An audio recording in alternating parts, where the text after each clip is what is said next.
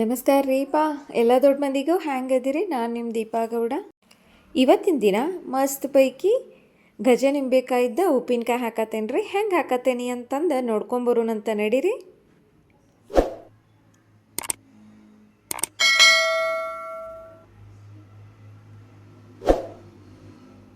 ನೋಡ್ರಿ, ನಿಂಬೆ ಹಣ್ಣಿ ನಂಗೆ ಕಾಣ್ತಾವು ಕರೆ, ಆದರೆ ನಿಂಬೆ ಹಣ್ಣಲ್ಲ. ನಾವು ಡೈಲಿ ಬಳಸುವ ಆದ್ರೆ ಸಣ್ಣ ಸೈಜ್ ಲಿಂಬು ಸಿಗ್ತಾವ್ರಿ. ಅಲ್ಲಿ ನೋಡ್ರಿ ಇನ್ನೊಂದು ತೋರ್ಸತ್ತೇನಲ್ಲ ಅದ ಕಂಚಿಕಾಯಿ ರೀ.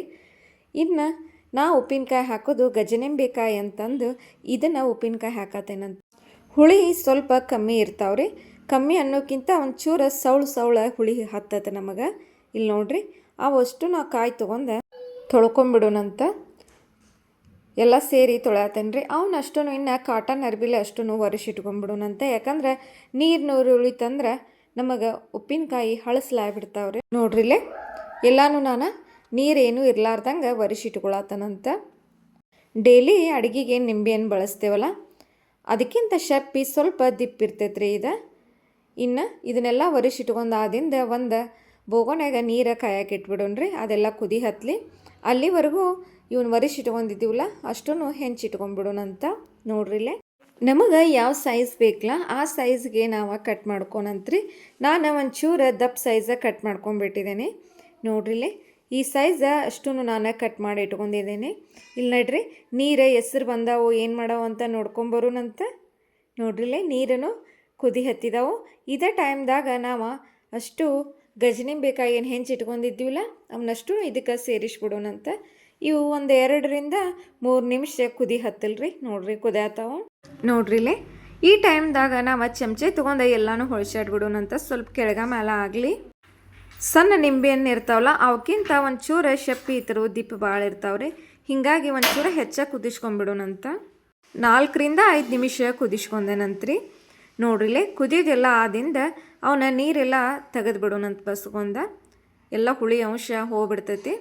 ನೋಡ್ರಿ ಈ ನೀರು ಏನೈತಲ್ಲ ಇತ್ತರ್ಲೆ ಹಿತ್ತಾಳಿ ಸಾಮಾನದು ಬೆಳಗಿದ್ರೆ ತಳ ಅಂತ ಹೊಳಿತಾವೆ ನೋಡ್ರಿ. ನಾ ಅಂತಿ ಆಲ್ರೆಡಿ ಬೆಳಗಿಟ್ಟಿನಿ, ಹೀಗಾಗಿ ಅವನ್ನ ಚೆಲ್ಲೇ ಬಿಟ್ನಿ.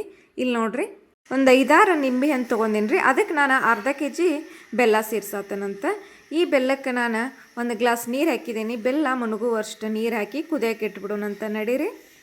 ನೋಡ್ರಿ ಇಲ್ಲೇ ನೋಡ್ರಿ ಎಲ್ಲ ನಾನು ಬೆಲ್ಲ ಎಲ್ಲ ಕರಗದಿಂದ ಕುದಿ ಹತ್ತಲಿ. ಎಲ್ಲಿವರೆಗೂ ಕುದಿಬೇಕಪ್ಪ ಅಂದ್ರೆ ಉಂಡಿಗೆ ಯಾವ ರೀತಿ ನಾವು ಪಾಕ ತೊಗೋತೇವಲ್ಲ ಆ ಪಾಕಕ್ಕೆ ನಾನು ಕುದಿಸ್ಕೊಳತ್ತನಂತ. ನೋಡ್ರಿಲೆ ಕುದ್ದು ನಮಗೆ ಕಲರೂ ಚೇಂಜ್ ಆಯ್ತು.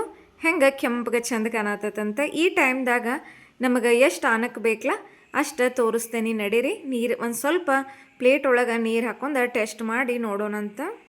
ನೋಡ್ರಿಲೆ ಸ್ವಲ್ಪ ತಿರುವಾಡಿ ಒಂದು ನೀರೊಳಗೆ ಇಲ್ಲೇ ಹಾಕಿ ತೋರ್ಸಾತ ನಮಗೆ. ಬ್ಯಾಕ್ ಸೌಂಡ್ ಭಾಳ ಬರತೈತೆ ರೀ. ಪ್ಲೀಸ್ ಬೇಸರ ಮಾಡ್ಕೋಬೇಡ್ರಿ.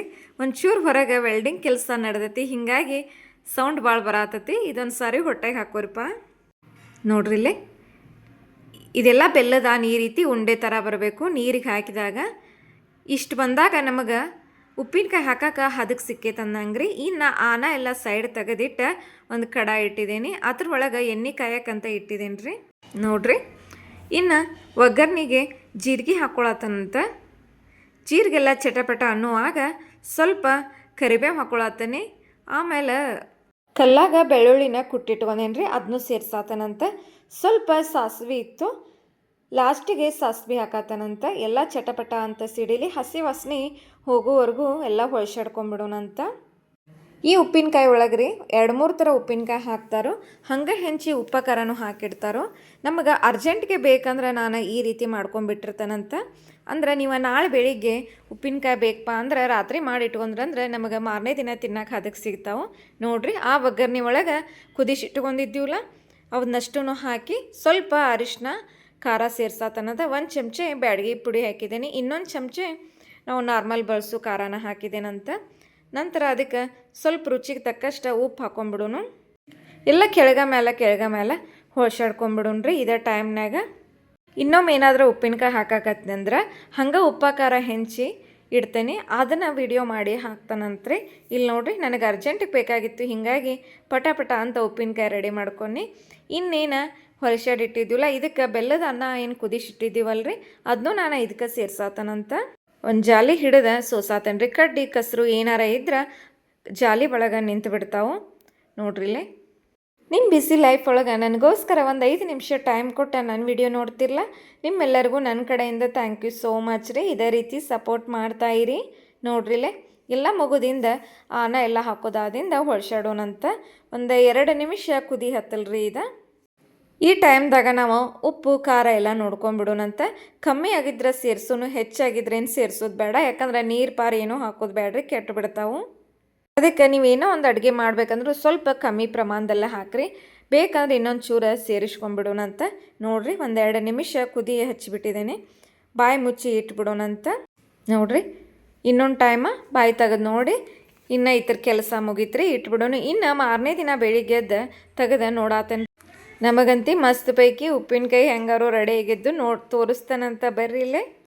ನಿನ್ನೆ ತೋರಿಸುವಾಗ ಹೆಂಗೆ ನೀರಿತ್ತು ನೋಡ್ರಿ, ಈಗೆಲ್ಲ ನೀರೆಲ್ಲ ಹೀರ್ಕೊಂಡು ಎಷ್ಟು ಮಂದಿಗೆ ನಮಗೆ ಆನದ ಥರ ಸಿಕ್ಕೈತಿ. ಹೆಂಗಿತ್ತು ನಂದು ಗಜನೆ ಬೇಕಾಗಿದ್ದ ಉಪ್ಪಿನಕಾಯಿ ಅಂತಂದು ತಪ್ಪದ ಕಮೆಂಟ್ ಮಾಡಿ ಹೇಳ್ರಿ. ಇನ್ನೊಂದು ವಿಡಿಯೋ ಜೊತೆ ಮತ್ತೆ ಬೆಟ್ಟಕ್ಕನಂತ್ರಿ.